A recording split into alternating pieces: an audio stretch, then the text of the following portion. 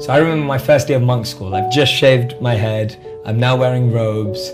I still look like I'm from London, like I can't get away with it. I'm walking around and I notice this monk who's teaching. This monk's 10 years old and he's teaching a group of 5-year-old monks, right? And I see him teaching. He looks like an adult, like, wow. You know, his ability to like teach these 5-year-olds and conduct himself, and he's got this great aura about him. And so I'm kind of eavesdropping on his class. I can't obviously go and sit with a bunch of 5-year-olds, even though I really want to, because I'm like, I feel like a 5-year-old next to that 10-year-old.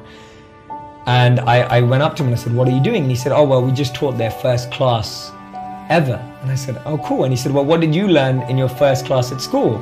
And I said, oh, well, I learned the alphabet and numbers. And I said, well, what did they learn? He said, do you want to know what they learned on their first day of school? I said, yeah, of course. He said, the first thing that we teach them, the first thing you learn at monk school is learning how to breathe. And I said, why? He said, because we're taught that the only thing that stays with you from the moment you're born to the moment you die is your breath. All your friends, family, the country you live in, all of that's going to change. Mm-hmm. The only thing that doesn't change, that stays with you from the moment you're born to the moment you die, is your breath. And he said, notice, when you get stressed, what changes? Your breath. When you get angry, what changes? Your breath. When you're sad, what changes? Your breath. When you're happy, what changes? Your breath. Every emotion is experienced with the change of the breath.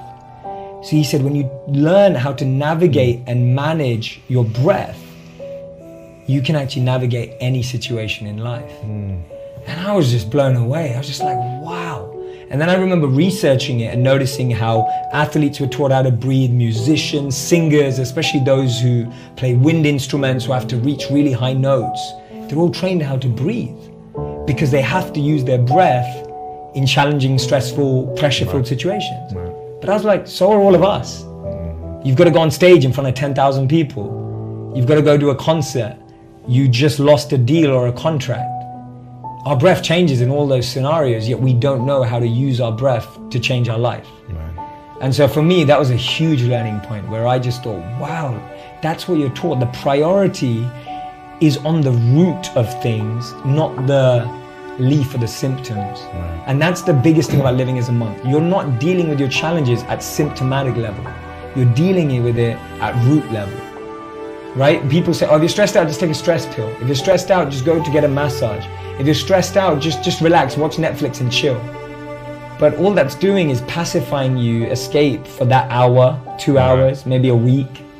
But going to the root of it and learning how to change your breath means you can manage any situation in life. And that principle, that's an example of the principle which is so much deeper, that always go to the root. It will take longer, but it will last longer. Right? If you go to the root, it takes longer, but it lasts longer.